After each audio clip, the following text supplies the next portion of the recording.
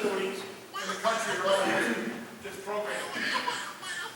So we see what you're on to look through the test right here. So what we want to do, guys, is create a baseline. So, how many of you guys go to doctors every year for a physical? Right? Good.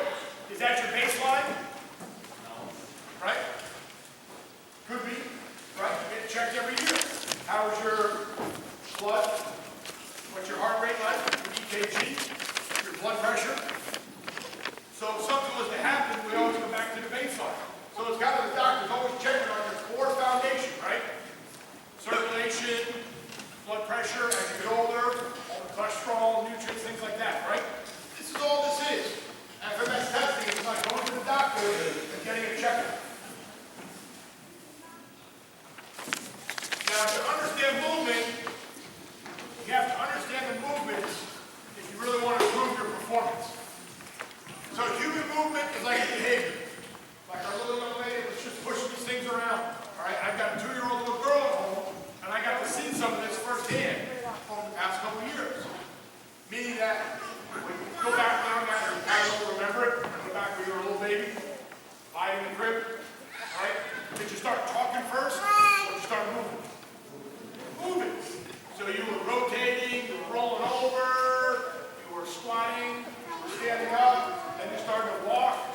So things took a progression, and then you started talking.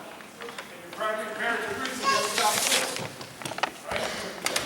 So, there's a progression the way the body works. So your brain says, I don't need to talk first, I need to walk first. Once I master walking, then I'm going to start talking. So before we get bigger, faster, stronger, we have to get our baseline set with our functional movements.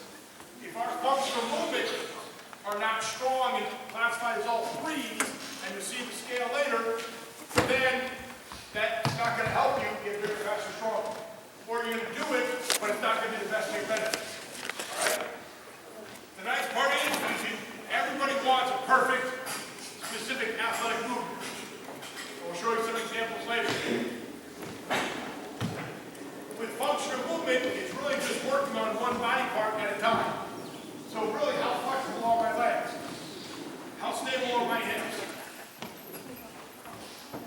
How flexible and my range of motion for my upper body? All right?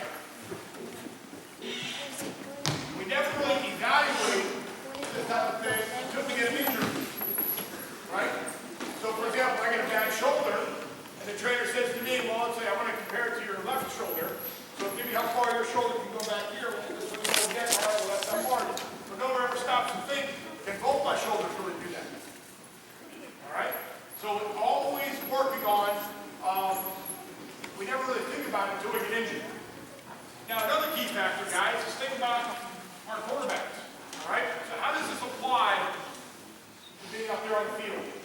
Well, if Coach Rock, Coach Miller, Coach Clark, quarterback coaches, want you to get that elbow nice and high, and nice and back, and that ball in a good position, but you can only get your range of motion, your elbow this high, because you don't have the flexibility to get all the way back here, you're not going to be able to complete the technique properly. So you're inhibiting yourself from being able to really play at your best. Lineman. Coach Wiley says, I want you to get down in a deep stance and open up and push back at a 45-degree angle.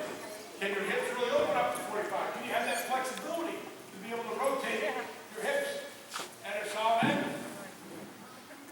This test will allow us to find that out. That's how it all plays together. So when you're really building a program, there's no official start. No one really says, well, you got to start here and go there. Most people are like, all right, I want to get bigger, faster, stronger. I need to improve my bench, do some squats. But they really don't start with the core level. Strengths and weaknesses, flexibility and stability within your body. All right? Your body is interconnected. All right? Parts move together. I'm always joking. You pat your head and rub your toe at the same time. All right? Can you do different things? Okay? Probably not, because some things are all connected together. All right? We want to work in symmetry. Symmetry is two things doing together, right? So, for example, I want to be able to do both legs can go just as high.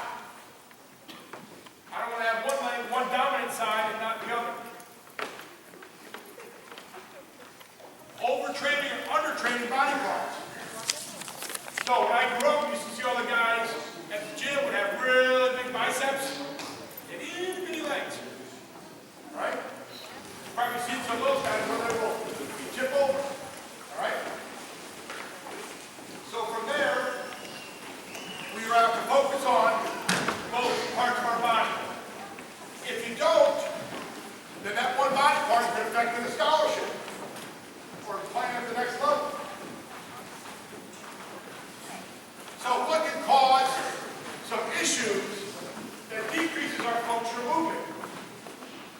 My ability to bend down and tie my shoes. My ability to get that arm all the way back in full extension. Well, my daily activities. So one of the things that frustrates me is I drive 2 hours to work every day.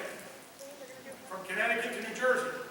So I get up in the morning, get my kids off to school, get in the car, drive for 2 hours, I'm sitting there like this, 2 hours. Get to work, when I'm bouncing around meetings, I'm sitting at my desk just like this. Then I got 2 hours to go home and I'm sitting just like this.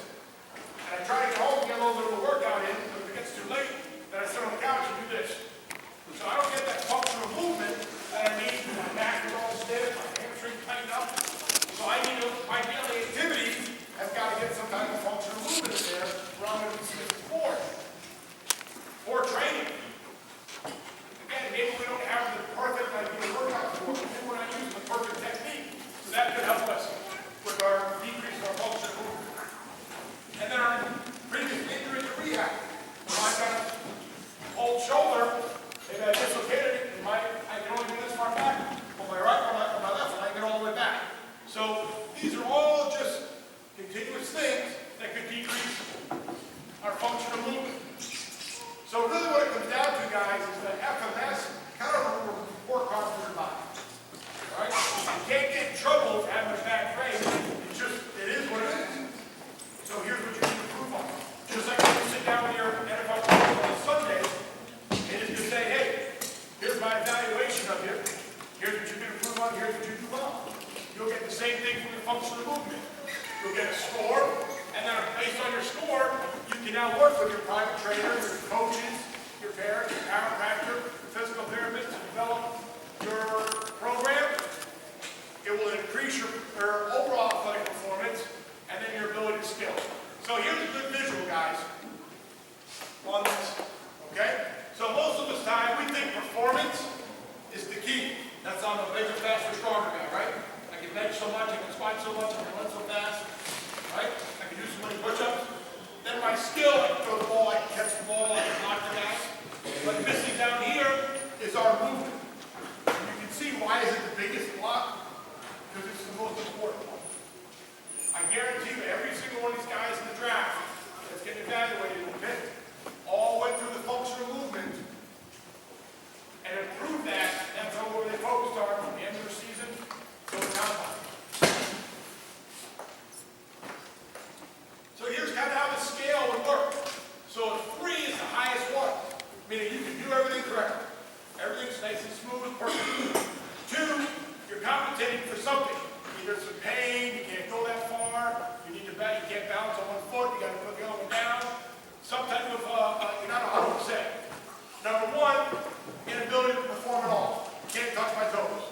Can't do that rotation, opposite arm, opposite knee that LeBron wishes to do. All right? Or 0, there's so much pain, I can't do it at all. So based on this just tells you where it is. It's not a right or a wrong, it's just here you are. We all as athletes want to strive for 3 across the board. So maybe we got 2 and a 1 in there, and now we can sit down with our coaches, our personal trainers, and say, hey, here's what I need to improve on.